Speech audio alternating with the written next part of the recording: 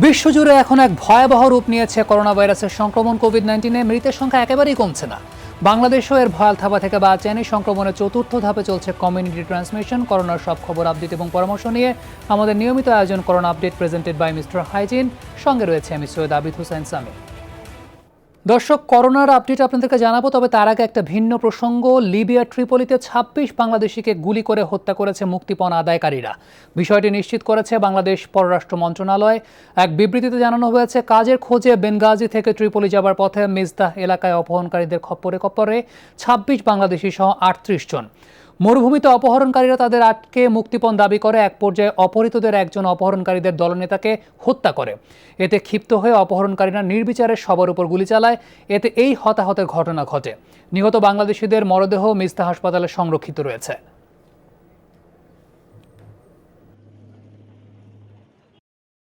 জানতে পেরেছি যে প্রায় ২৬ জনের মতো বাংলাদেশি ক্যাজুয়ালিটি হয়েছে। তো আমরা আমাদের একটা টিম পাঠিয়েছি। টিমটা ফিরে আসলে আমরা বিস্তারিত জানাতে পারবো। দুর্ঘটনাটা কোনো একটা মিলিশিয়া গ্রুপ ঘটিয়েছে। আমরা সরকারের কাছে এখানকার জানতে চেয়েছি বিস্তারিত। আমরা এখানকার পররাষ্ট্র মন্ত্রণালয়ে লিখিতভাবে রিকোয়েস্ট করেছি। তো এটা যা পররাষ্ট্র মন্ত্রণালয় থেকে আমরা জানতে পারলে আপনাদেরকে বিস্তারিত জানাতে পারবো। দর্শক, যেমনটা শুনছিলেন যে এই বিষয়ে আপনাদেরকে বিস্তারিত জানানোর চেষ্টা করছি আমরা, তবে তার আগে করোনার সর্বশেষ আপডেটটা জানিয়ে দিচ্ছি। করোনা শনাক্তে আগের সব রেকর্ড ছাড়িয়েছে। গতকাল একদিনে শনাক্ত হয়েছে ২০২৯ জন, আর গত ২৪ ঘন্টায় প্রাণ গেছে আরও ১৫ জনের। সব মিলিয়ে মৃতের সংখ্যা এখন ৫৫৯, শনাক্ত ৪০,৩২১ জন। স্বাস্থ্য অধিদপ্তরের নিয়মিত ব্রিফিংয়ে এইসব তথ্য জানানো হয়েছে। বলা হয়েছে, গত ২৪ ঘন্টায় নমুনা পরীক্ষা হয়েছে ৯,৩১০ জনের। সেখান থেকে শনাক্তের হার ২১.৭৯%। মারা যাওয়া ১৫ জনের মধ্যে ১১ জনই পুরুষ। নতুন করে সুস্থ হয়ে বাড়ি ফিরেছেন ৫০০ জন। এখন পর্যন্ত সুস্থ হয়েছেন ৮,৪২৫। শনাক্ত বিবেচনায় সুস্থতার হার ২০.৮৯%। মৃত্যুর হার ১.৩৯%। মারা যাওয়া ১৫ জন ঢাকা এবং চট্টগ্রাম বিভাগের। ব্রিফিংয়ে করোনা ঝুঁকিমুক্ত থাকতে ব্যক্তি সচেতনতার উপর জোর দেওয়া হয়। বলা হয়, ঘরের বাইরে গেলে অবশ্যই মাস্ক ব্যবহার করতে হবে। শিশুদেরকেও মাস্ক ব্যবহার এবং হাত ধোয়ার অভ্যেস করে তোলার পরামর্শ দেওয়া হয়েছে।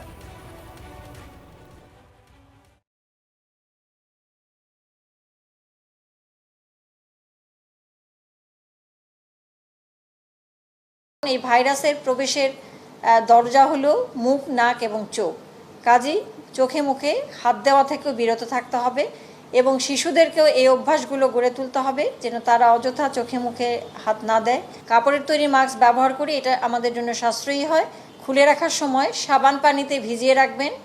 ০.৫ ঘন্টা থেকে ১ ঘন্টা সাবান পানিতে ভিজিয়ে রেখে এই মাস্ক ধুয়ে শুকিয়ে আবার পরা যায়। তবে অবশ্যই প্রত্যেককেরই মাস্ক ব্যবহার করা উচিত। দর্শক, এই পর্যায়ে আমাদের সঙ্গে যুক্ত হচ্ছেন ফেনীর আব্দুল মালেক উকিল মেডিকেল কলেজের মেডিসিন বিশেষজ্ঞ ডাক্তার রিয়াজ উদ্দিন চৌধুরী। ডাক্তার রিয়াজ, আশা করছি আপনি আমাকে শুনতে পাচ্ছেন। আপনাকে স্বাগতম। একটু জানাবেন আমাকে, দেশ জুড়ে তো করোনার প্রকোপ বাড়ছেই, ফেনীর সার্বিক পরিস্থিতি কি এই মুহূর্তে? ধন্যবাদ করার জন্য। ফেনীর সার্বিক পরিস্থিতি যদি আমাকে বলতে হয়, অন্যান্য জেলার মতো ফেনীতেও করোনা রোগীর সংখ্যা বাড়ছে।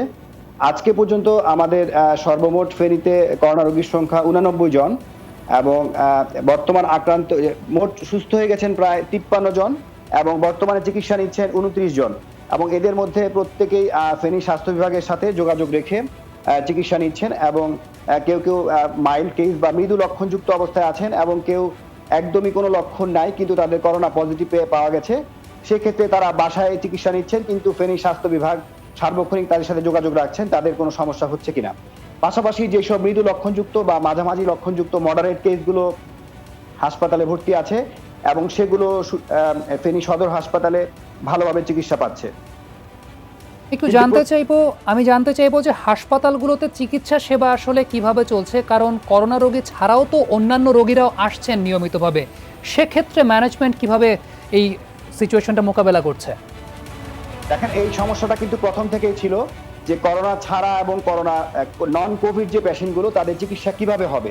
প্রথম দিকে একটা ব্যবস্থাপনাজনিত জটিলতা ছিল, কিন্তু ধীরে ধীরে সেই ব্যবস্থাপনাটা এখন ঠিক হয়েছে।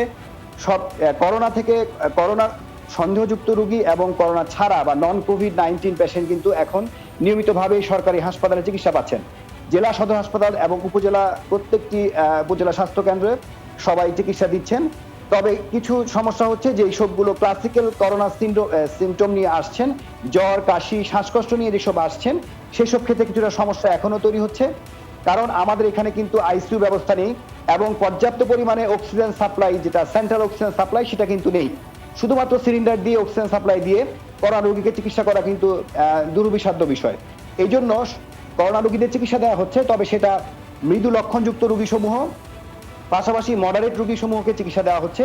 সিভিয়ার বা ক্রিটিক্যাল যে কোভিড-19 পেশেন্ট বা যাদের সাসপেক্টেড কোভিড-19 পেশেন্ট, তাদের ক্ষেত্রে একটু জটিলতা তৈরি হচ্ছে, যেহেতু আমাদের এখনো হাই ডিপেন্ডেন্সি ইউনিট বা সেন্ট্রাল অক্সিজেন সাপ্লাই সহ আইসিইউ ব্যবস্থা নেই। ডাক্তার রিয়াজ, আপনাকে অসংখ্য ধন্যবাদ। আপনার মাধ্যমে আমরা জানতে পারলাম ফেনীর সার্বিক পরিস্থিতি এবং বাস্তবতার চিত্র। করোনা ভাইরাসে প্রাণ গেছে আরও এক পুলিশ কর্মকর্তার। ইম্পালস হাসপাতালে চিকিৎসাধীন অবস্থায় মারা যান এসপি শাখার উপপরিদর্শক রাসেল বিশ্বাস। তিনি সিটি এসপির মতিঝিল জোনে কর্মরত ছিলেন। সপ্তাহখানেক আগে অসুস্থ হলে প্রথমে ঢাকা মেডিকেল এবং 24শে মে তাকে পুলিশের জন্য বিশেষায়িত ইম্পালস হাসপাতালে স্থানান্তর করা হয়। পরদিন করোনা টেস্টে পজিটিভ ধরা পড়ে গত দুদিন ধরে তার অবস্থা অবনতি হওয়ায় আইসিইউতে স্থানান্তর করা হয়। বৃহস্পতিবার দুপুরে মারা যান তিনি। এই নিয়ে করোনা ভাইরাসে প্রাণ গেল 15 পুলিশ সদস্যের, আক্রান্ত 4000-এরও বেশি। বাংলাদেশ পুলিশের স্পেশাল ব্রাঞ্চে কর্মরত সাব ইন্সপেক্টর পদমর্যাদার কর্মকর্তা মোহাম্মদ রাসেল বিশ্বাস আজ দুপুরে রাজধানীর ইম্পালস হসপিটালে করোনার চিকিৎসারত অবস্থায়। তার এই অকাল মৃত্যুতে দেশ ও মানুষের জন্য তার এই আত্মোৎসর্গে আমরা গর্বিত এবং একই সাথে গভীরভাবে শোকাহত। এবারে বঙ্গবন্ধু শেখ মুজিব মেডিকেল বিশ্ববিদ্যালয়ের পিসিআর ল্যাবরেটরিতে নমুনা পরীক্ষায় করোনা পজিটিভ শনাক্ত হয়েছেন গণস্বাস্থ্য কেন্দ্রের প্রতিষ্ঠাতা এবং ট্রাস্টি ডক্টর জাফরুল্লাহ চৌধুরী। 26শে মে নমুনা সংগ্রহের পর বুধবার তার করোনা ভাইরাস পজিটিভের প্রতিবেদন দেয় বঙ্গবন্ধু শেখ মুজিব মেডিকেল বিশ্ববিদ্যালয় কর্তৃপক্ষ। এর আগে গণস্বাস্থ্যের নিজস্ব র্যাপিড টেস্ট কিটের মাধ্যমে পরীক্ষা করেও করোনা পজিটিভ হন ডাক্তার জাফরুল্লাহ। কিন্তু কিটটি সরকারের অনুমোদন না পাওয়ায় আরও নিশ্চিত হতে বিএসএমএমইউ এর পিসিআর ল্যাবরেটরিতে নমুনা পরীক্ষা করান। শনাক্ত হওয়ার পর থেকে ডাক্তার জাফরুল্লাহ চৌধুরী বাসায় চিকিৎসা নিচ্ছেন, একই সঙ্গে তার ডায়ালাইসিস চলছে।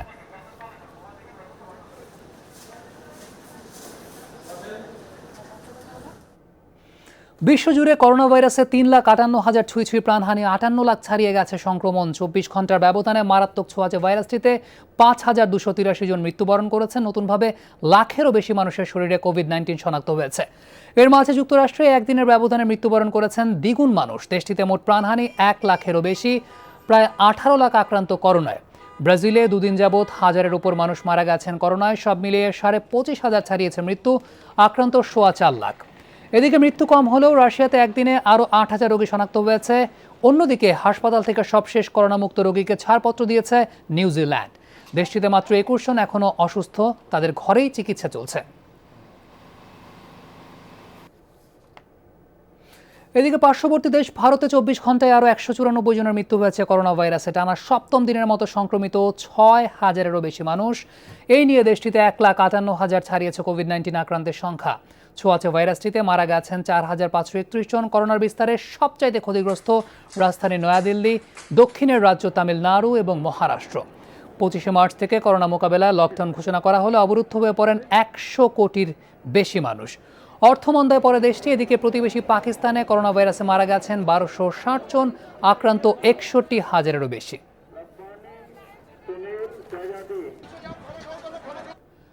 করোনা ভাইরাস মোকাবেলায় খুবই শিগগিরই ট্রেস অ্যান্ড টেস্ট এই পদ্ধতি শুরু হতে যাচ্ছে ব্রিটেনে। বুধবার দেশটির প্রধানমন্ত্রী বরিস জনসন এই তথ্য জানিয়েছেন।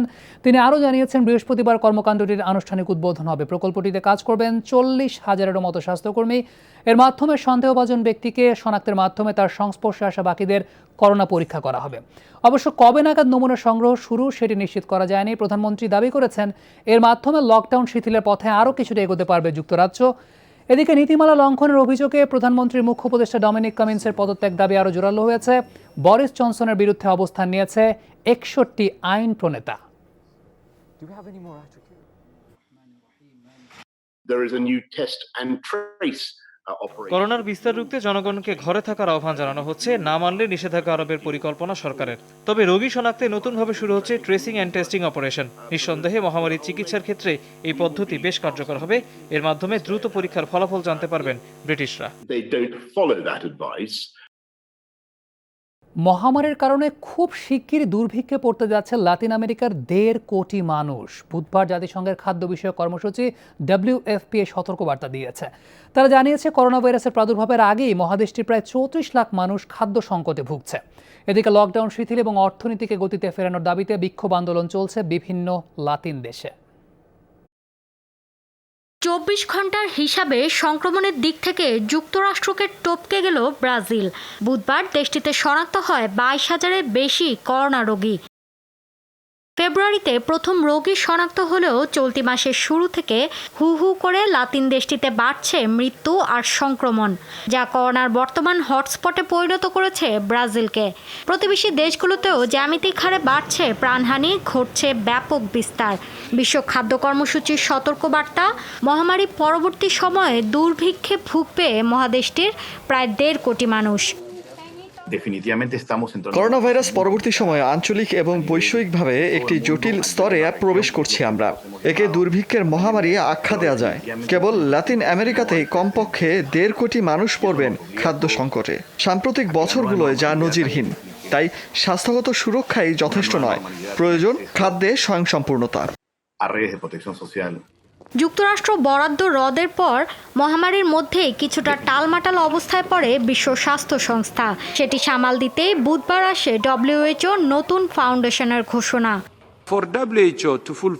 বিশ্ব স্বাস্থ্য সংস্থার লক্ষ্য বাস্তবায়নের জন্যই তহবিলের পরিমাণ এবং গুণগত মান উন্নয়নের প্রয়োজন ছিল, কারণ সহায়তার 80% দাতাদের স্বার্থের প্রতি খেয়াল রেখে খরচ করতে হতো। কিন্তু 2 বছরের বিচার বিশ্লেষণের পর অবশেষে উদ্বোধন করা গেল WHO ফাউন্ডেশন। 1.5 মাসের লকডাউনে অনেকটাই বিপর্যস্ত দরিদ্র লাতিন আমেরিকার অর্থনীতি। তাই অবিলম্বে অবরুদ্ধ পরিস্থিতি শিথিলের দাবিতে মহাসড়কে নেমেছেন কর্মজীবীরা। চাইছেন শিগগিরই স্বাভাবিক গতিতে ফিরুক অর্থব্যবস্থা। মৌলি ইসলাম, যমুনা নিউজ। দর্শক, আপনারা দেখছেন corona update presented by Mister Hygiene. ছোট্ট একটা বিরতি নিচ্ছে, আমাদের সঙ্গেই থাকুন।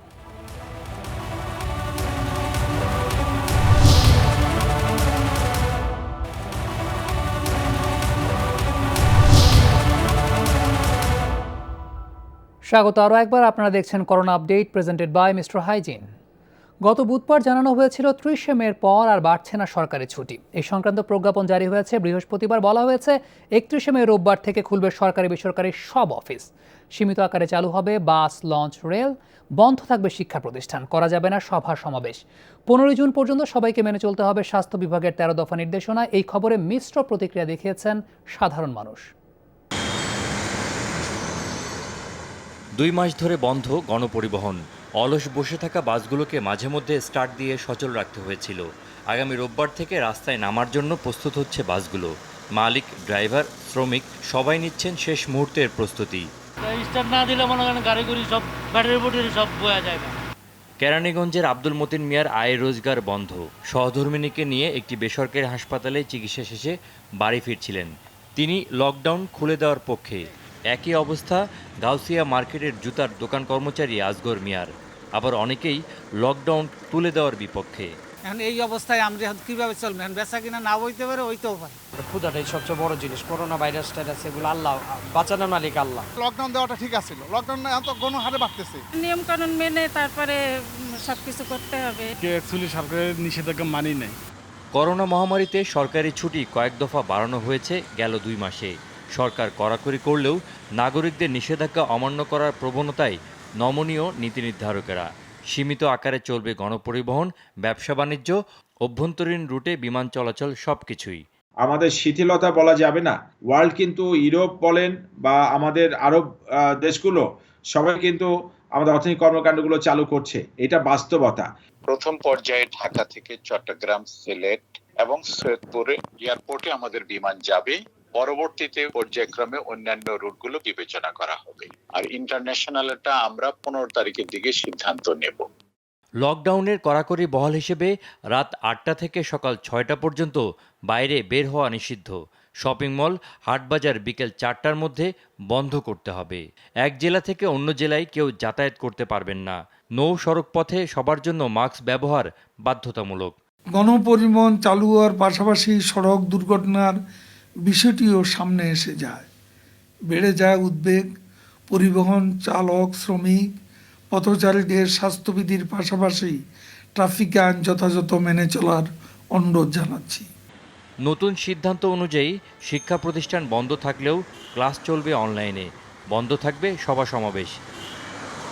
দীর্ঘদিন পর যখন অফিস এবং অন্যান্য প্রতিষ্ঠান খুলে দেওয়া হবে, একই সঙ্গে গণপরিবহন সীমিত আকারে চালু করা হবে, তখন সবচেয়ে বড় চ্যালেঞ্জ হচ্ছে সামাজিক দূরত্ব কতটা নিশ্চিত করা যায়। নাজমুল হোসেন, যমুনা নিউজ, ঢাকা। ঈদ শেষ, সাধারণ ছুটিও শেষের দিকে, তাই আবারও ঢাকামুখী হচ্ছে মানুষ। গণপরিবহন বন্ধ থাকায় ব্যক্তিগত গাড়িসহ বিভিন্ন যানবাহনে ভোগান্তি নিয়েই তারা ফিরছেন। দেশের 2 বড় ফেরিঘাটেও বেড়েছে মানুষের চাপ। অনেকেই মানছেন না সামাজিক বা শারীরিক দূরত্বের নিয়ম। ঢাকা থেকে বিভিন্ন জেলামুখী মানুষের চাপও ছিল চোখে পড়ার মতো। দেশের 2 গুরুত্বপূর্ণ ফেরিঘাট কাঁঠালবাড়ি ও দৌলতদিয়ায় ছিল ঢাকায় ফেরা মানুষের ভিড়। বেলা বাড়ার সাথে সাথে বাড়তে থাকে কর্মস্থলমুখী মানুষের সংখ্যাও। ঈদের ছুটি শেষে জটলা বেঁধে নদীপথ পাড়ি দেন বেশিরভাগ মানুষ, যেখানে মানা হয়নি শারীরিক দূরত্বের বিধিনিষেধ। 30 মে পর্যন্ত বলবৎ আছে সরকারি ছুটি, তবে বেসরকারি প্রতিষ্ঠানে ঈদের ছুটি শেষ হয়েছে মঙ্গলবার। 2 দিন ধরেই ঢাকার পথে নগরবাসী। আগে আসলাম, আমাদের তো সংসার আছে, আবার আছে, গেছিলাম ঈদের দিন গেছি, মানে এখন চলে আসতেছি। গতকাল থেকে চালু হয়েছে, আমি আজকে থেকে যাচ্ছি। বাবা মার সাথে ঈদ করে আসলাম, এটাই আনন্দ, এটাই ভালো। গণপরিবহন বন্ধ থাকায় ভোগান্তি ছিল পথে পথে। ব্যক্তিগত গাড়িতেও ছিল গাদাগাদি, গুনতে হয়েছে বাড়তি টাকা। এই পর্যন্ত আসতে আমাকে 3 বার নামতে হয়েছে গাড়ি থেকে। এক গাড়ি থেকে 200 টাকা করে নিচ্ছে, প্রায় 1600 টাকা মতো খরচ হয়েছে এই পর্যন্ত। আমার এলাকারই 9 জন আমরা একটা বাহেজ গাড়ি ভাড়া করে আসছি। যে জায়গায় 100 টাকার ভাড়া, ওই জায়গায় 500 টাকা লাগলো। কালকে রওনা দিয়েছি সকাল 8টা বাজে, চৌরাস্তায় থাকছি, তাকে যে মনে করেন চৌরাস্তাতে আবার রওনা দিলাম। ক্ষতি তো, এই যে এত টাকা ভাড়া, 200 টাকার ভাড়া আমরা 800 টাকা দিয়ে আসতেছি। রোববার থেকে মানুষের ভিড় আরও বাড়বে বলে মনে করছে আইন শৃঙ্খলা বাহিনী। ফেরি লোড হয়ে গেলে যাত্রীদের আমরা বুঝিয়ে পরবর্তী ফেরির জন্য আবার ওয়েট করাচ্ছি। সেখানে আমাদের নিরাপত্তা, আমাদের পুলিশ রয়েছে, তারা তাদের আমরা যাতে স্বাস্থ্যবিধি মেনে চলতে হবে সেটা তারা দেখছে। সাধারণ ছুটি না বাড়ানোই দেখা দিয়েছে মিশ্র প্রতিক্রিয়া। তবে অর্থনৈতিক দুরবস্থা কাটাতে সুরক্ষিত থেকেই কর্মস্থলে ফিরতে চান কর্মজীবীরা। একদিকে আমাদের নিরাপত্তাও দরকার, কর্মসংস্থানও দরকার। মালিকরা ফোন দিতেছে, আসতে বলতেছে ঢাকায়, সেজন্য আসতেছে। অফিস খোলার পক্ষে বিপক্ষে না, জীবন বাঁচানোর স্বার্থে বিপক্ষে, আবার জীবন বাঁচানোর স্বার্থে পক্ষে। আমরা চেষ্টা করতেছি যে পরিমাণে মানুষ আসতেছে সে পরিমাণে আসলে সামাজিক দূরত্ব এবং শারীরিক দূরত্ব বজায় রাখার অসম্ভব। এদিকে ঈদের 4র্থ দিনেও অনেকে ঢাকা ছেড়েছেন। তাদের মধ্যেও ছিল না করোনা সংক্রমণের কোনো ভীতি। নাজমুল সাইদ, যমুনা নিউজ, ঢাকা। দর্শক, এই বিষয়ে আমরা কথা বলবো সহকর্মী নুরনবী সরকারের সঙ্গে। নুরনবী, আশা করছি আপনি আমাকে শুনতে পাচ্ছেন। আপনার কাছে আমার প্রথম প্রশ্ন হচ্ছে যে আজ করোনায় আক্রান্ত রেকর্ড একদিনে 2000 ছাড়িয়েছে, দেশে 40,000 আক্রান্তের সংখ্যা ছাড়িয়েছে। এই পর্যায়ে গণপরিবহন সীমিত আকারে খুলছে, সাধারণ ছুটি থাকছে না। 31 মের পর ব্যাংকিং কার্যক্রম স্বাভাবিকভাবে চলবে। এখন আপনার সাংবাদিকতার অভিজ্ঞতা বা দর্শন কি বলে, সামনের দিনগুলোতে আসলে কি অপেক্ষা করছে? দেখুন, বিভিন্ন তথ্য এবং তথ্য উপাত্তের ভিত্তিতে যারা স্টেক হোল্ডার তারা বলার চেষ্টা করছেন যে এই মুহূর্তে সাধারণ ছুটিটা না দেওয়াটা আত্মঘাতী সিদ্ধান্ত হয়েছে। বিশেষ করে রাজনৈতিক সংগঠনের কথা বলবো।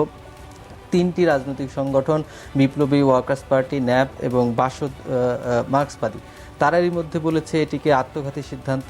এবং কদিন আগে থেকেই প্রধানমন্ত্রীর ব্যক্তিগত চিকিৎসক ডাক্তার আবদুল্লাহ স্যার তিনি বলেছেন যে অন্তত জুনের প্রথম সপ্তাহে এই আমাদেরকে সাধারণ ছুটির মধ্যে থাকতে হবে। একটি বিষয় উল্লেখ করার মতো যে 14,000-এর বেশি কিন্তু রোগী আক্রান্ত এবং ঢাকা শহরে পরীক্ষার হার যেরকম বাড়ছে প্রত্যেক দিন, সেরকম কিন্তু আমরা জানতে পারছি সংক্রমণের হার বেড়ে চলেছে।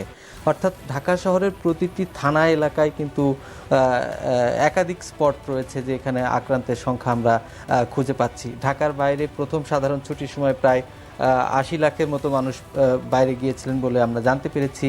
এই ঈদেও 10-15 লাখের মতো মানুষ কিন্তু ঈদ করতে বাড়ি গিয়েছিলেন। এখন সব অফিস সংগঠনগুলো খুলছে, সব মানুষ ঢাকার দিকে আসবে, মানুষের চলাচল বাড়বে এবং সংক্রমণটাও বাড়বে বলেই সংক্রমণগুলো কিন্তু বাড়বে বলেই কিন্তু বিভিন্নভাবে আমরা জানতে পারছি। এই অবস্থায় যদি চলতে থাকে তাহলে এই মে মাস যেরকম শেষ হয়ে গেল, অর্থাৎ পুরো জুন জুড়ে আমাদের কিন্তু সংক্রমণের হার বাড়তে থাকবে। বিভিন্ন চিকিৎসক এবং যারা এই IDCR এর সাবেক চিকিৎসক রয়েছেন তারাও কিন্তু সেই ধরনের সংখ্যার কথা আমাদেরকে বলছেন। অর্থাৎ এই সময়টা খুবই গুরুত্বপূর্ণ, কারণ এতদিন ধরে আমরা আসলে একটি অর্থনৈতিক লস করে, ক্ষতি করে আমরা এই লকডাউনটা দিলাম মানুষের প্রাণের জন্য, কিন্তু এখন শেষ মুহূর্তে এসে এটা সরকারও আসলে অর্থনৈতিক বিবেচনা করেই কিন্তু কাজটি করেছে। কিন্তু এই কাজ কিন্তু কোনোভাবেই সুখকর কিছু হবে না, সেরকমই তথ্য কিন্তু আমরা বিভিন্নভাবে পাচ্ছি এবং গণমাধ্যমগুলোও কিন্তু আজকে যদি আপনি দেখেন সেই ধরনের কথাগুলোই কিন্তু বলছে তাদের যে অনুসন্ধানী প্রতিবেদন অথবা গবেষণা প্রতিবেদন। নবী, আপনাকে আমি এই জায়গায় একটু থামিয়ে দিয়ে একটু এখান থেকে একটা ট্রিকি প্রশ্ন করি, তা হচ্ছে এই অর্থনৈতিক মন্দার কারণে আমরা যেটা দেখতে পাচ্ছি যে করোনার ভয়ে মানুষের থেকে অনেকাংশে দূরে সরে গেছে, কারণ একটা অর্থনৈতিক মন্দা। তো সামনের দিনগুলোতে আসলে এই যে স্বাস্থ্য নিরাপত্তা বজায় রেখে অর্থনৈতিক কর্মকাণ্ড চালানো, আবার করোনার সংক্রমণ কমানো, এইটা আসলে কতটুকু চ্যালেঞ্জ আমাদের সামনে? দেখুন, এটি খুব দুরূহতম চ্যালেঞ্জ। পৃথিবীর উন্নত রাষ্ট্রগুলো কিন্তু তাদের স্বাস্থ্য ব্যবস্থা এবং অর্থনৈতিক ব্যবস্থা দুটোই হুমকির মধ্যে পড়েছে এবং তারা দুটোর সমন্বয় করেছেন। এবং একটি উদাহরণ আপনাকে দিতে পারি যে ফ্রান্সে স্কুল খোলার পরের দিনই কিন্তু দেখা গেছে যে প্রায় অনেক 50-এরও বেশি শিশু আক্রান্ত হয়েছে, শিক্ষার্থী আক্রান্ত হয়েছে।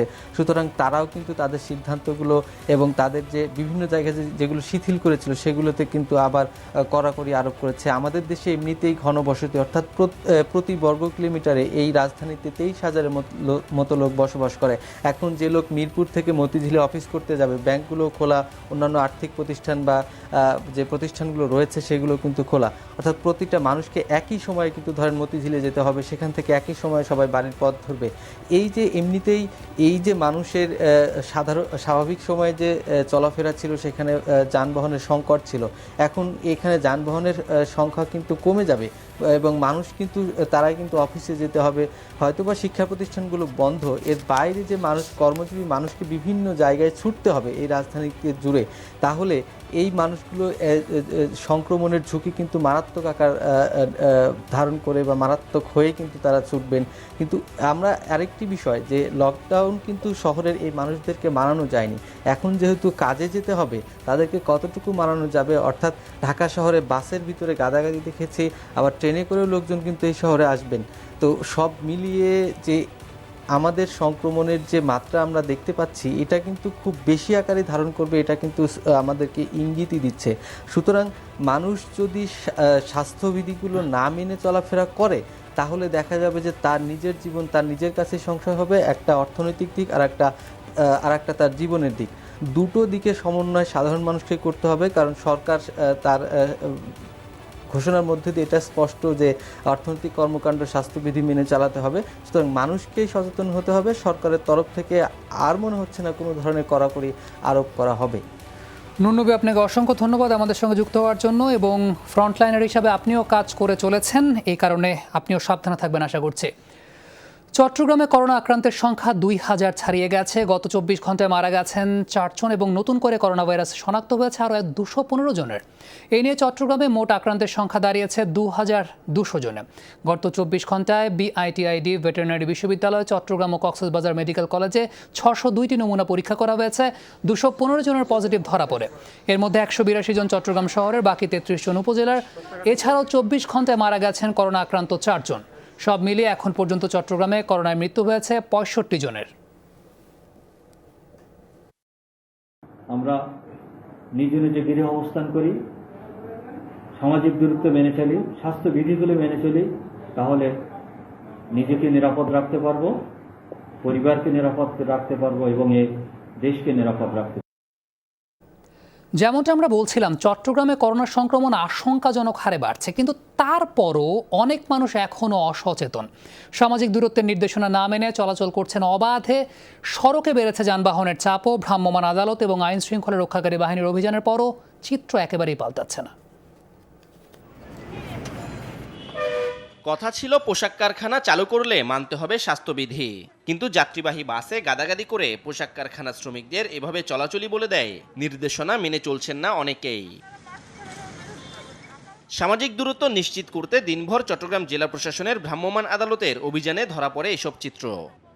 গার্মেন্টসের 2টো বাস আমরা আটকিয়েছি, সেখানে মানে ধারণ ক্ষমতা থেকে অতিরিক্ত যাত্রী তারা পরিবহন করছে। এটা যাতে না হয় সেজন্য আমরা গিয়ে সর্বক্ষণ মাঠে আছি, মনিটরিং করছি বিষয়গুলো। শুধু পোশাক শ্রমিকরা নয়, সামাজিক দূরত্ব মেনে চলার নির্দেশনা মানছেন না সাধারণ মানুষও। এক বাসা থাকলে 2 ভাই একসাথে যাওয়া যায় না, পাঠাও মারতেছে, এগুলো সমস্যা হয় না। আমাদেরকে তো পথে পথে বাধা দিতেছে, ডাক দিতেছে, আমাদের সুরক্ষার জন্য বা বলতেছে ওরা। ভয় লাগলো, এখন আমরা তো চাকরি করি, এখন কোম্পানি যেভাবে গাড়ি দিচ্ছে ওইভাবে তো আমাদের যাতায়াত করতে হবে। যেগুলোরে আসলে ভদ্রলোক দেখে পুলিশেরা ধরে, ওই যারা একটু তেরা অনেক চলে গেছে ওদেরকে ধরেও নাই। আমি পাঠা দিচ্ছি না, তো ও বন্ধু হিসেবে হেল্প দিচ্ছিলাম। ঈদের ছুটি শেষ, চট্টগ্রামে বাড়ছে বাড়ি ফেরত মানুষের চাপ। সামাজিক দূরত্ব নিশ্চিতে জেলা প্রশাসনের ম্যাজিস্ট্রেট, সশস্ত্র বাহিনী, র্যাব ও আইন শৃঙ্খলা রক্ষাকারী বাহিনীর সদস্যরা মাঠে থাকলেও পাল্টাচ্ছে না চিত্র। আমরা আমাদের সর্বোচ্চ চেষ্টা করতেছি এটা এনশিওর করার জন্য, সোশ্যাল ডিস্টেন্সটা আর যে বাজার মনিটরিং এগুলি মূলত চেক করা হচ্ছে এখন। সাধারণ মানুষের মধ্যে অসচেতনতার কারণে চট্টগ্রামে লাফিয়ে লাফিয়ে বাড়ছে করোনা আক্রান্তের হার। শিহাব জিশান, যমুনা নিউজ, চট্টগ্রাম। খুলনায় প্রথমবারের মতো করোনা আক্রান্ত এক রোগীকে প্লাজমা থেরাপি দেওয়া হয়েছে। বৃহস্পতিবার রাতে খুলনার করোনা ডেডিকেটেড হাসপাতালের আইসিইউতে ভর্তি থাকা 31 বছরের যুবককে প্লাজমা থেরাপি দেওয়া হয়। করোনা থেকে সুস্থ হওয়া বাগেরহাটের এক ব্যক্তির কাছ থেকে রক্ত সংগ্রহ করা হয়। পরে খুলনা মেডিকেলের সহকারী অধ্যাপক ডক্টর এস.এম. তুষার আলম রক্ত থেকে প্লাজমা পৃথকীকরণ করেন। পরে করোনা ডেডিকেটেড হাসপাতালের সমন্বয়কারী ডাক্তার শেখ ফরিদ আহমেদের নেতৃত্বে প্লাজমা থেরাপি দেওয়া শুরু করেন আইসোলেশন ইউনিটের দায়িত্বপ্রাপ্ত চিকিৎসক শৈলেন্দ্রনাথ। আমরা আশা করি এই অ্যান্টিবডি সমৃদ্ধ এই প্লাজমা এই কোভিড-19 রোগীদের শরীরে প্রয়োগের মাধ্যমে আরো ভালো ফলাফল পাবো বলে আমরা বিশ্বাস করি। দর্শক, আপনারা দেখছেন corona update presented by Mister Hygiene. আরও একটা বিরতি নিচ্ছে।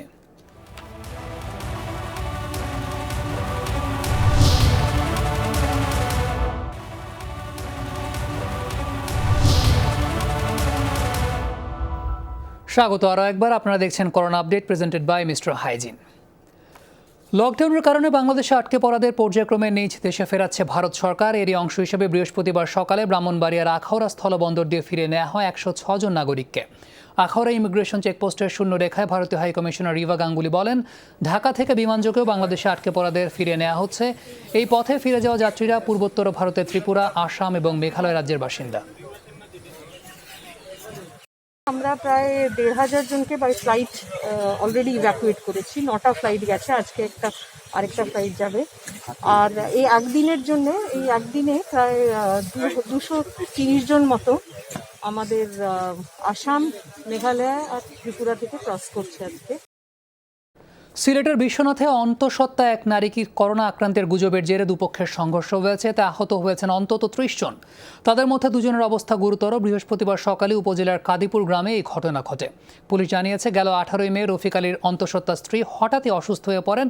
তার করোনা হয়েছে এমন গুজব ছড়িয়ে পড়ে। এর জের ধরে 5 দিন পর গয়াচালির সঙ্গে রফিক আলীর লোকজনের বাগবিতণ্ডা এবং হাতাহাতি হয়। গত বুধবার সন্ধ্যায় দুপক্ষের মধ্যে ধাওয়া পাল্টা ধাওয়া ঘটে।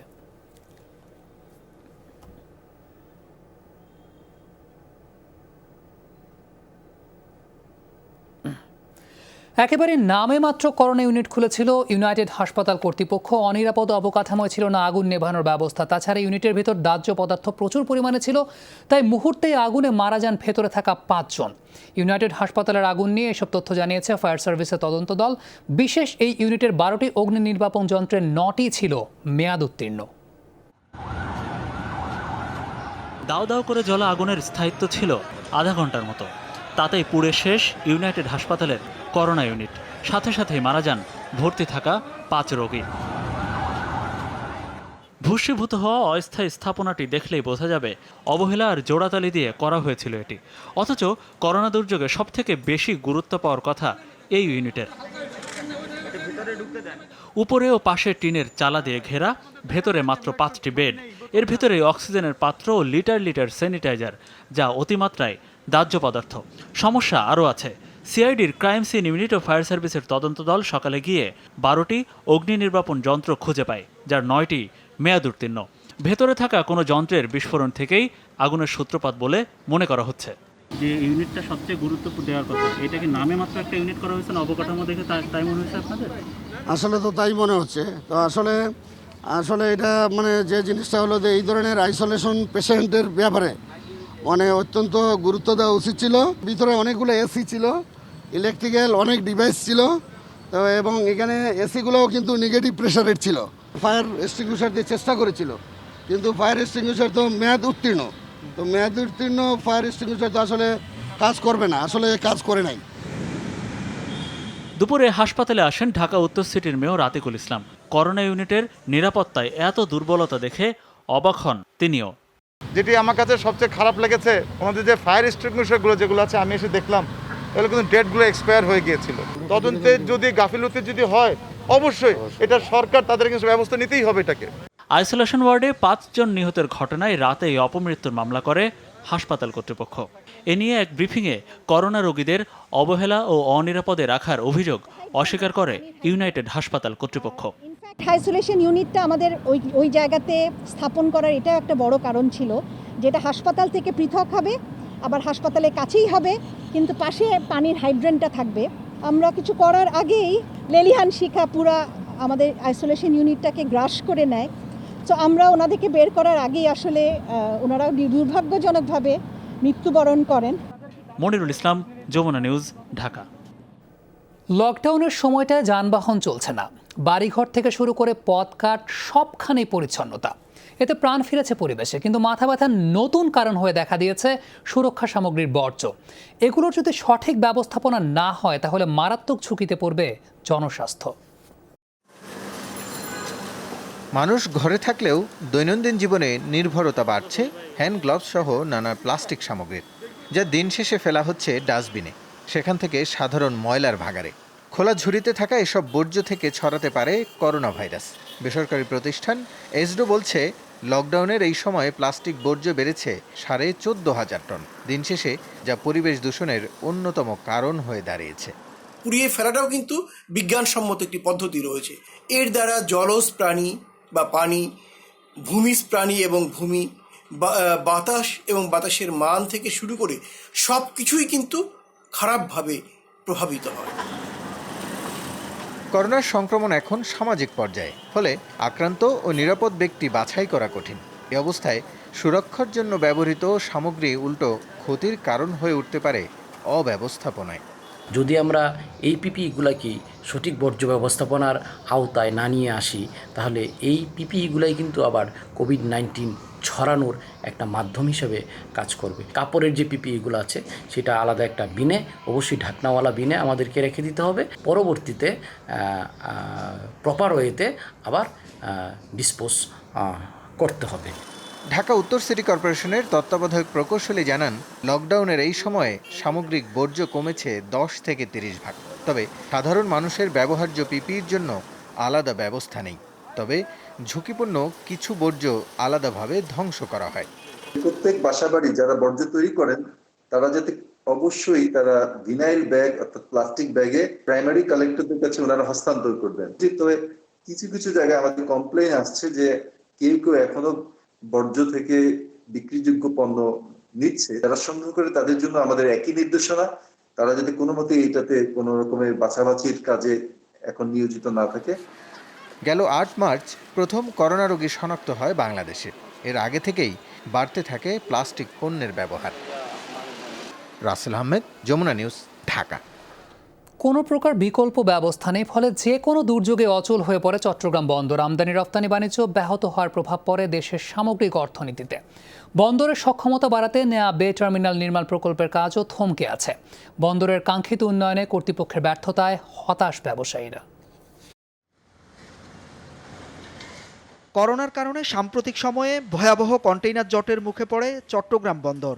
49,000 টিউজ কন্টেইনার ধারণ ক্ষমতার ইয়ার্ডে জমে যায় প্রায় 50,000 কন্টেইনার। তারপর মরার উপর খাড়ার ঘায়ের মতো আঘাত হানে ঘূর্ণিঝড় আমফান। বন্দরের কার্যক্রম বন্ধ থাকে আরও 2 দিন। করোনা আর ঘূর্ণিঝড় দুয়ে মিলে আবারও জাহাজ জট তৈরি হয় চট্টগ্রাম বন্দরে। জাহাজের যে কিউ ছিল সেটাও অনেকটা সহনীয় পর্যায়ে চলে এসছে। এখন 16-17টা জাহাজ আবার ওয়েটিংয়ে আছে এবং যেটির মধ্যেও প্রায় 12টা জাহাজ আছে কন্টেইনারের। শিপিং এজেন্টরা বলছেন, গেল কয়েক বছর ধরে প্রাকৃতিক দুর্যোগ সহ নানা কারণে তৈরি হচ্ছে সংকট। পিছিয়ে পড়ছে চট্টগ্রাম বন্দর। ক্ষতির মুখে পড়ছে আমদানি রপ্তানি বাণিজ্যের সাথে জড়িতরা। জাহাজ এখানে এসে তাকে 10 দিন বসে থাকতে হচ্ছে আউটারে, সে ওখানে ঢুকতে পারছে না, ওখানে তার একটা ড্যামারি চার্জ তাকে পেমেন্ট করতে হচ্ছে, প্লাস সে কন্টেনারের উপরে কন্টেনার নিয়ে তাকে 3 মাস 4 মাস যদি তাকে বসে থাকতে হয় তাহলে তো সে চলবে কিভাবে? দিন দিন আমদানি রপ্তানি বাণিজ্যের ভলিউম বাড়লেও সে তুলনায় বাড়ছে না বন্দরের সক্ষমতা। বে টার্মিনাল নির্মিত হলে এ চিত্র পাল্টাতো, কিন্তু সেটিও আটকে আছে। বে টার্মিনাল প্রকল্প গ্রহণ করা হয় 6 বছর আগে। 2018 সালের নভেম্বরে প্রকল্প উদ্বোধন করেন প্রধানমন্ত্রী। এরপর 1.5 বছর পেরিয়ে গেলেও শুরু হয়নি নির্মাণ কাজ। এতদিনেও বিকল্প ব্যবস্থা তৈরি করতে না পারা বন্দর কর্তৃপক্ষের ব্যর্থতা বলছেন ব্যবহারকারীরা। বে টার্মিনালের এখানে আমরা যেটি প্রস্তাব দিয়ে এসছি প্রায় আজ থেকে আরও 3-4 বছর আগে থেকে, এতদিনে কিন্তু এটি সম্পূর্ণ হতো, তাহলে কিন্তু চট্টগ্রাম বন্দর কিন্তু এই যে এখন যে জটিলতার মধ্যে পড়েছে, এই জটিলতা কিংবা এই অচল অবস্থার মধ্যে কিন্তু পড়তো না। দেশের আমদানি রপ্তানি বাণিজ্যের 92 ভাগই সম্পন্ন হয় চট্টগ্রাম বন্দর দিয়ে। সেখানে ঘন ঘন অচলাবস্থা তৈরি অনাকাঙ্ক্ষিত বলছেন ব্যবসায়ীরা।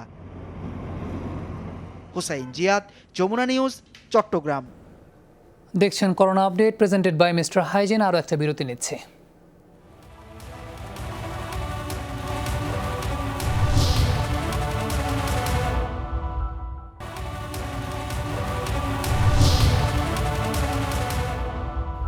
স্বাগত আরও একবার, আপনারা দেখছেন corona update presented by Mister Hygiene. একের পর এক মর্মান্তিক ঘটনায় প্রাণঘাতী করোনা ভাইরাস একেবারে চোখে আঙুল দিয়ে দেখাচ্ছে মানুষের অসহায়ত্ব। এবারে এমনই ঘটনা দেখল ভারতের বিহার। রেল স্টেশনে এক নারী শ্রমিকের করুণ মৃত্যু আর নিথর দেহকে জাগাতে 1.5 বছরের অবুঝ সন্তানের চেষ্টা। মর্মস্পর্শী ভিডিওটি ভাইরাল হয়। ফের প্রশ্নবিদ্ধ কেন্দ্র এবং রাজ্যগুলোর মধ্যকার সমন্বয়। মাকে জাগিয়ে তোলার ব্যর্থ চেষ্টা 1.5 বছরের ছোট শিশুর, অথচ তার বোঝার সুযোগ নেই প্রচণ্ড ক্ষুধা, গরম আর পানির শূন্যতায় অনেক আগেই তাকে ছেড়ে গেছে মা। হৃদয় বিদারক এই দৃশ্যের ঘটনাস্থল ভারতের বিহারের মুজাফফরনগর রেল স্টেশন। লকডাউনের শিকার শ্রমিক ওই নারী ফিরছিলেন নিজ বাড়ি গুজরাটে। ভারতে লকডাউন শুরুর পর থেকেই চরম বিপাকে পড়েন বিভিন্ন এলাকায় কর্মরত দিনমজুররা। গাড়ি চলাচল বন্ধ থাকায় শত শত কিলোমিটার পথ পায়ে হেঁটেই বাড়ির পথে রওনা করেন এসব দিনমজুর। যদিও এই পরিস্থিতিতে শ্রমিকদের সংকট নিরসনের চেয়ে পাল্টাপাল্টি দোষারোপ আর দায় চাপাতেই ব্যস্ত কেন্দ্র এবং রাজ্য সরকার। 145 গাড়িয়াঁ খাড়ি হ্যাঁ। 145টা ট্রেনের ব্যবস্থা করেছি আমরা, অথচ তাদের স্টেশন পর্যন্ত নিয়ে আসার ব্যবস্থা করতে পারেনি রাজ্য সরকার। এটা পুরোপুরি তাদের ব্যর্থতা। গাড়িয়াঁ খালি খাড়ি হ্যাঁ। কেন্দ্রীয় মন্ত্রী এই বিষয়টি নিয়েও রাজনীতি করছেন। একদিকে উনি বলছেন গাড়ি প্রস্তুত, কিন্তু আরেকদিকে গাড়ি বন্ধ রাখছেন। ভারতীয় গণমাধ্যম বলছে লকডাউনের মধ্যে বাড়ি ফিরতে গিয়ে অর্ধশতর বেশি দিনমজুরের করুণ মৃত্যু হয়েছে দেশটিতে। Mir Mushfika Hasan, Jamuna News. Corona virus এবং টানা লকডাউনে বিশ্বে 6 জন কর্মক্ষম ব্যক্তির মধ্যে 1 জন চাকরি হারাচ্ছেন।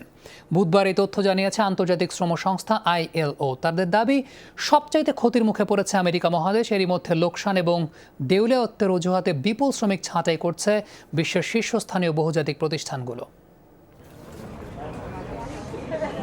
প্রাণঘাতী করোনা ভাইরাসে বিশ্বজুড়েই চলছে টানা লকডাউন, যাতে সবচেয়ে ভুক্তভোগী যুক্তরাষ্ট্র।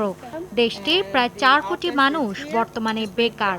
গোটা আমেরিকা মহাদেশই ভবিষ্যতের চিন্তায় আতঙ্কিত। মেক্সিকো একটি জরিপ চালিয়েছে, যাতে স্পষ্ট করোনা ভাইরাসের কারণে কাজ হারাচ্ছেন 10 লাখের বেশি মানুষ। শুধু এপ্রিল মাসেই যুক্তরাষ্ট্রে 2 কোটি মানুষ চাকরিচ্যুত হয়েছেন। নতুন কর্মসংস্থান এবং সংকট থেকে উত্তরণে বিকল্প পরিকল্পনা করছে মেক্সিকো। এর মাঝেই আন্তর্জাতিক শ্রম সংস্থা ILOর সতর্কবার্তা, করোনা সংকটকালে বিশ্বের কর্মক্ষম 6 জন ব্যক্তির মধ্যে কাজ হারাচ্ছেন একাধিক। Young people who were working prior to the pandemic. Corona ভাইরাসের হটস্পট হওয়ার কারণে সবচেয়ে বেশি চাকরিচ্যুতি ঘটেছে আমেরিকায়। দুঃখজনক হলেও সত্য, বিশ্বের 6 জন কর্মক্ষম ব্যক্তির 1 জন বর্তমানে বেকার। যারা কাজে রয়েছেন তাদের 23% কমে এসেছে কর্মঘণ্টা, আর সেই কারণ দেখিয়ে কাটা হচ্ছে বেতন, bonus. So we see that the job hit which I've described to you. সংস্থাটির আশঙ্কা, করোনা ভাইরাসের প্রভাব কমে এলেও দগদগে ঘা রয়ে যাবে অর্থনীতিতে, যা দীর্ঘদিন তরুণ প্রজন্মকে বহন করতে হবে। We run the risk of creating a situation in this. মহামারীর ধকল এখনই পড়ছে বিশ্ব অর্থনীতিতে। করোনা ভাইরাসের সংকট কাটিয়ে উঠলেও বিপুল সংখ্যক তরুণ প্রজন্ম পিছিয়ে থাকবেন। অতীত অভিজ্ঞতা থেকে বলছি, কয়েক দশক ধরে এই অর্থমন্দার ধাক্কা সইতে হবে। এটা নতুন কর্মজীবীদের জন্য এক কালো অধ্যায়। Is that this initial shock to young people লোকসান আর দেউলিয়াত্বের অজুহাতে মার্কিন নির্মাতা প্রতিষ্ঠান বোয়িং 12,000-এর বেশি শ্রমিক ছাঁটাইয়ের তালিকা দিয়েছে। ধাপে ধাপে তাদের চাকরিচ্যুত করা হবে। এদিকে মহামারীর সময় খরচ কমাতে একীভূত হওয়ার ঘোষণা দিল ফরাসি গাড়ি নির্মাতা প্রতিষ্ঠান রেনল্ট এবং জাপানের মিৎসুবিশি ও নিশান কোম্পানি। মৌলি ইসলাম, যমুনা নিউজ। সংযুক্ত আরব আমিরাতে করোনা প্রাদুর্ভাবের মধ্যে ক্রেতাদের সুবিধায় অনলাইন সেবা চালু করেছে ক্লিক টু ফুড ডেলিভারি নামে বাংলাদেশে একটি প্রতিষ্ঠান। 24 ঘন্টা সেবা প্রদানের ঘোষণা দিয়ে প্রতিষ্ঠানটির পরিচালক আব্দুল হান্নান বলেছেন, ঔষধ থেকে শুরু করে খাবার এমনকি গার্মেন্টস আইটেম সহ সবকিছু সরবরাহ করা হবে অনলাইনের মাধ্যমে। তিনি জানিয়েছেন, আরব আমিরাতে বসবাসকারীরা আগামী 1 বছর ফ্রি রেজিস্ট্রেশন করে এই সেবা গ্রহণ করতে পারবেন। আবুধাবিতে ক্লিক টু ফুড ডেলিভারি সেবা গত 2 বছর ধরে গ্রাহকের কাছে খাবার পৌঁছে দিয়ে আসলেও বর্তমান সংকটময় সময়ে নতুন বেশ কিছু সেবা যোগ করা হয়েছে। করোনা সতর্কতায় সারা বিশ্বে যখন সার্জিক্যাল বা N95 মাস্কের চাহিদা তুঙ্গে, তখন ভিন্নরূপী মাস্ক নিয়ে মাতামাতি প্রতিবেশী দেশ ভারতে। নিজের প্রিন্টেড ছবি বসানো এই মাস্ক পেতে চেন্নাইয়ের এক স্টুডিওতে বাড়ছে ভিড়। সুবিধা মুখ ঢাকা থাকলেও চেনা যাবে সেই ব্যক্তিটিকে। লকডাউনে অলস সময় পার করা চেন্নাইয়ের এই স্টুডিওতে হঠাৎই কর্মব্যস্ততা। করোনা পরিস্থিতিতেও নানা বয়সী মানুষ ভিড় করছেন এখানে, কারণ মিলছে আজব এক মাস্ক। করোনা সংক্রমণ এড়াতে সবখানেই এখন মাস্ক পরার প্রবণতা, কিন্তু মুখ ঢাকা থাকায় মানুষ চেনা দেয়। আর এই সমস্যার সমাধান মিলছে STM স্টুডিওতে। গ্রাহকের মুখের ছবি বসানো মাস্ক তৈরি করে দিচ্ছে তারা, ফলে এটি পরা থাকলেও চেনা যাবে মাস্ক পরিহিতকে। এটি বেশ আরামদায়ক এবং সুন্দর, কাপড়টাও বেশ ভালো, যা আপনাকে অভিজাত এক রূপ দেবে। টানা লকডাউনে মন্দা চলছে স্টুডিও ব্যবসায়, তাই ভিন্ন কিছুর চিন্তা থেকে এই ব্যতিক্রমী মাস্ক তৈরি শুরু স্টুডিও মালিকের। উদ্ভাবনী চিন্তায় বাজিমাত। ক্যামেরায় গ্রাহকের ছবি তুলে তার 3D রূপ ছাপা হয় সাধারণ যে কোনো মাস্কে। এই মহামারীতে কিছু আয়ের চিন্তা থেকেই এমন মাস্ক তৈরির ভাবনা মাথায় আসে। শুরুতে আমিও আমার কর্মচারীরা এই মাস্ক পরা শুরু করি, পরবর্তীতে তা অন্যদের কাছেও জনপ্রিয় হয়ে ওঠে। প্রচারের জন্য বিশ্ব নেতাদের চেহারার সাথে মিল রেখেও মাস্ক বানিয়েছে স্টুডিওটি। মুজরাবিন তারেক, যমুনা নিউজ। করোনায় লাতিন আমেরিকা দেশগুলোর মধ্যে সবচাইতে নাজেহাল অবস্থা ব্রাজিলের। ঘরবন্দি জীবন কাটছে বেশিরভাগ বাসিন্দাদের। প্রতিবেশীদের একঘেয়েমি কাটাতে ব্যতিক্রমে এক উদ্যোগ নিয়েছেন দেশটির এক জিম প্রশিক্ষক, দিচ্ছেন ব্যায়ামের প্রশিক্ষণ। করোনার প্রাদুর্ভাবে বন্ধ ব্রাজিলের জিমনেশিয়ামগুলো, তাই বাসার ছাদেই চলছে প্রশিক্ষণ।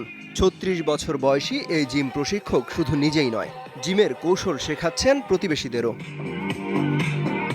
আশপাশের ছাদ বা বারান্দা থেকে ব্যতিক্রমী এই জিমের ক্লাসে অংশ নিয়েছেন ছেলেবুড়ো সব বয়সী মানুষ। তারা বলছেন, কোয়ারেন্টাইনের একঘেয়েমি কাটাতে দারুণ কাজে দিচ্ছে এটি। আমাদের এই শহরে করোনায় সবচেয়ে বেশি প্রাণহানি হয়েছে। এত সব খারাপ সংবাদের মধ্যেও শহরবাসীদের একটু উৎফুল্ল রাখতে এমন উদ্যোগ নিয়েছি। আশা করছি কিছুটা হলেও প্রতিবেশীদের উপকারে আসতে পেরেছি। এমন আয়োজনে আমরা বেশ খুশি, কারণ বাসায় বন্দি থাকতে থাকতে বিরক্ত হয়ে গিয়েছিলাম। এখন জিম শেষে নিজেকে সতেজ লাগে। ব্রাজিলে গেল 1 মাসে গড়ে প্রতিদিন প্রাণ গেছে 465 জনের বেশি মানুষের। চিকিৎসকরা বলছেন, করোনা মোকাবেলায় শারীরিক সক্ষমতা বাড়ানোর উপর গুরুত্ব দিতে হবে সব বয়সী মানুষকে। অমিত হাসান রবিন, যমুনা নিউজ।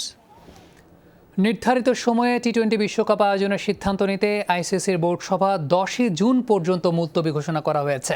বৃহস্পতিবার সদস্য দেশগুলোকে নিয়ে অনুষ্ঠিত আইসিসির ভিডিও কনফারেন্স শেষে সংবাদ বিজ্ঞপ্তি দিয়ে এই তথ্য জানানো হয়েছে। টি-20 বিশ্বকাপের এবারের আসরে শুরু হওয়ার কথা 18 অক্টোবর, তবে বিশ্বব্যাপী করোনা ভাইরাস মহামারী আকার ধারণ করায় যথাসময়ে এই আসর আয়োজন নিয়ে তৈরি হয় সংশয়। বিশ্বকাপ না পেছানোর দাবি জানায় পাকিস্তান। আইসিসির বৃহস্পতিবারের বোর্ড সভার আগে ভারতীয় গণমাধ্যম দাবি করে স্থগিত হতে যাচ্ছে টি-20 ওয়ার্ল্ড কাপ। একই সময় আইপিএল আয়োজন করতে চায় বিসিসিআই। এরই মধ্যে অজি বোর্ড ভারতের অস্ট্রেলিয়া সফরের দিনক্ষণ নির্ধারণ এবং ঘরোয়া ক্রিকেট সূচি প্রকাশ করেছে। স্থগিত হওয়া ইংলিশ প্রিমিয়ার লিগ 17 জুন থেকে আবারও শুরু হতে যাচ্ছে বলে খবর দিয়েছে বিবিসি সহ একাধিক গণমাধ্যম। লিগে অংশ নেওয়া ক্লাবগুলো নিজেদের মধ্যে সভা করে এই তারিখটি নাকি এরই মধ্যে চূড়ান্ত করেছে। ইংলিশ গণমাধ্যম বিবিসি তাদের প্রতিবেদনে জানিয়েছে, প্রথম দিনে ম্যানচেস্টার সিটি, আর্সেনাল এবং অ্যাস্টন ভিলার শেফিল্ড ইউনাইটেডের 2টি ম্যাচ মাঠে গড়াবে। করোনার কারণে মার্চের শুরু থেকে স্থগিত ইংলিশ প্রিমিয়ার লিগ ফুটবল। প্রায় 3 মাস বিরতির পর আবারও মাঠে গড়ানো লিগটির ম্যাচ বাকি রয়েছে 92টি। 82 পয়েন্ট নিয়ে লিগ টেবিলের সবার উপরে লিভারপুল, 25 পয়েন্ট পিছিয়ে দ্বিতীয় অবস্থানে রয়েছে ম্যানচেস্টার সিটি।